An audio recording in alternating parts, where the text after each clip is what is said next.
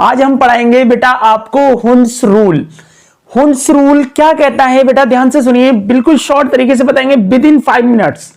With in 5 minutes में with numerical आपको बताएंगे, एकदम आपको सारी प्रॉब्लम को सॉल्व कर लेंगे। ध्यान से सुनिए आप, यहां पे लिखा हुआ है बेटा हुन्स रूल, हुंड का नियम।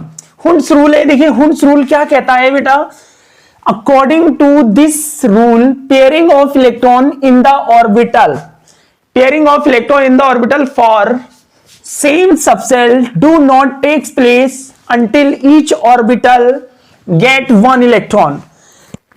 हुन्स ने बताया कि किसी भी सबसेल में, सबसेल के अंदर क्या होते हैं बेटा, ऑर्बिटल होते हैं। कहते हैं किसी सबसेल में जब हम इलेक्ट्रॉनों को भरते हैं तो जब तक हम ऑर्बिटल में इलेक्ट्रॉनों को पेयर्ड नहीं करते हैं, पेयरिंग नहीं करते हैं, जब तक के हर ऑर्बिटल में अनपेयर्ड मींस हर ऑर्बिटल में एक एक इलेक्ट्रॉन ना हो जाए। पेयरिंग कब करते हैं हम, सारे ऑर्बिटल में एक एक इलेक्ट्रॉन हो जाएगा देन हम पेयरिंग करेंगे। फॉर एग्जांपल देखिए नोट में हमने लिखा है all electron in singly field have the same spin.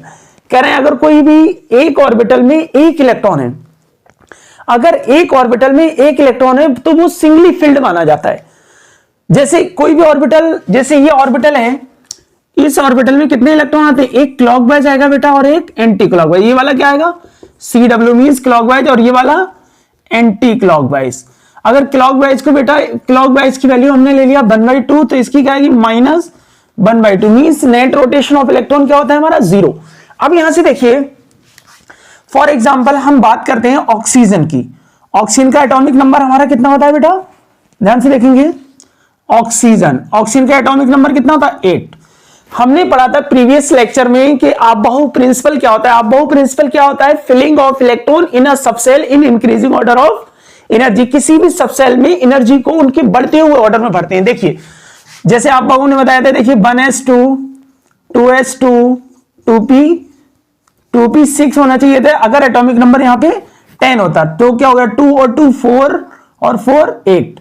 Balance cell में कितने इलेक्ट्रॉन हो गए 8। जैसे S में कितने ऑर्बिटल होते हैं बेटा 1, 2s में है तो S ही ऑर्बिटल, S ऑर्बिटल चाहे 1 एनर्जी लेवल में हुआ, चाहे 2 में हुआ, चाहे 3 में हुआ, ऑर्बिटल तो एक ही आएगा।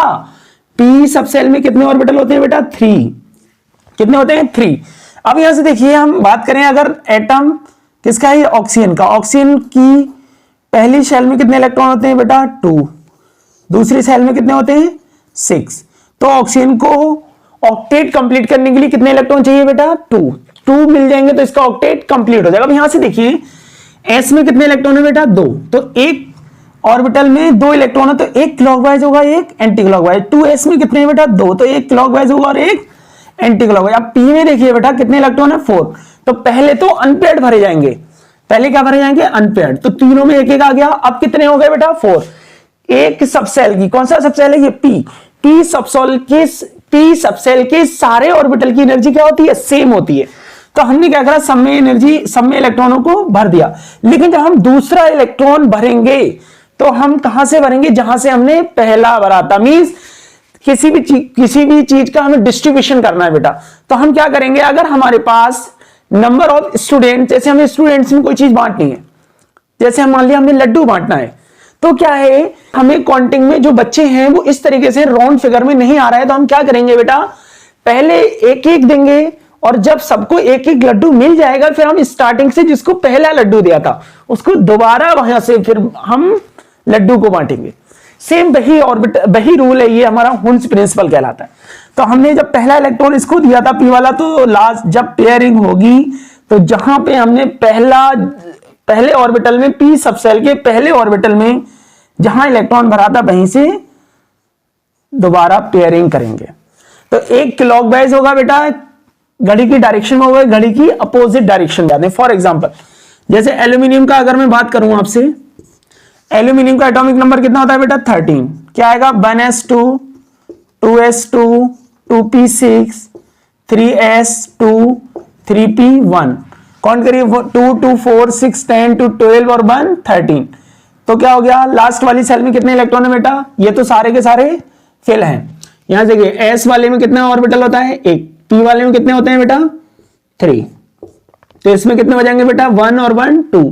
इसमें क्या होगा, अब क्या होता है, जैसे P में 1 है सारे ऑर्बिटल की एनर्जी सेम है, तो चाहे हम इसमें भरें, चाहे इसमें भरें, चाहे इसमें, इलेक्ट्रॉन तीनों सबसे पूरे टी सबसेल में किसी ऑर्बिटल में इलेक्ट्रॉन हो सकता है क्योंकि एनर्जी बराबर है। अब यहां से देखिए, फॉर एग्जांपल अगर हम ले लें आयरन, आयरन का एटॉमिक नंबर कितना होता है 26। आप बाउ के प्रिंसिपल के अकॉर्डिंग क्या होगा 1s2 2s2 2p6 3s2 3p6 4s2 और 3d6। काउंट कर लीजिए 2 2 4 6 10 2 12 और 6 18 और 2 20 और 6 26। अब यहां से देखेंगे बेटा, यहां तक तो सारे पेड हैं। अब डी सबसेल का हम ऑर्बिटल बनाते हैं, ध्यान से देखिए, डी वाले का ऑर्बिटल बनाते हैं। डी में कितने ऑर्बिटल होते हैं बेटा, डी सबसेल में 5, 1 2 3 4 और 5। अब यहां से देखिए, डी वाले में सारे के सारे पहले क्या बनेंगे अनपेड, 3 4 और 1 5। अब सब में अनपेड हो गया, आप स्टार्टिंग से पेड करेंगे। कहां से करेंगे, स्टार्टिंग से पेड करेंगे। इस तरीके से हम ऑर्बिटलों में इलेक्ट्रॉन भरते हैं अकॉर्डिंग टू हुंस प्रिंसिपल। अगर बेटा हमारा वीडियो आपको अच्छा लगा हो तो हमारे चैनल को सब्सक्राइब करें और वीडियो को लाइक करें। Thank you so much.